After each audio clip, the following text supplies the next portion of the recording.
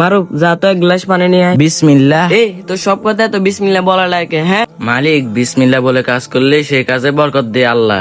এই পানি দে, তোরা তো জ্ঞান দেওয়া লাগবে না। এই চাকরটাকে আমার ভালোও লাগে না। শুনো মারুফ, এটা অনেক দামি ঘড়ি, এটা আমি তোমার কাছে আমানত দিচ্ছি। কালকে যখন বাইরে যাব তুমি এটা আমাকে দিবে। ঠিক আছে মালিক। আজকে তোমায় মজা দেখাচ্ছি। এই ঘড়িটা অনেক দামি ঘড়ি, এই ঘড়িটা এখন আমি কোথায় রাখবো? হ্যাঁ, একটা কাজ করি, এই ঘড়িটা আমি এখন গাছে রেখে দিই। দাঁড়া, তোর চাকরি কিভাবে থাকছে আমি দেখাচ্ছি। আজকে তোর গড়িও থাকবে না, তোর চাকরিও থাকবে না। এই মারুফ, এদিকে আসো তো। হ্যাঁ মহাজন, বলেন। বলছি কালকে তোমাকে ঘড়ি একটা দিলাম না, ওইটা নিয়ে আসো তো। আচ্ছা ঠিক আছে মালিক, আমি নিয়ে আসতেছি। আরে, কালকে ঘড়িটা তো এখানে রেখেছিলাম, ঘড়ি কোথায় গেল? মহাজন, আমি ঘড়ি খুঁজে পাচ্ছি না। কি, ঘড়ি খুঁজে পাচ্ছিস না? এই ঘড়ির দাম কত তুই জানোস?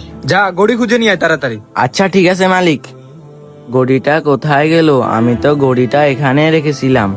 আল্লাহ, ঘড়িটা যদি আমি না পাই আমার চাকরি তো থাকবে না। আল্লাহ, তুমি সাহায্য করো, বিসমিল্লাহ।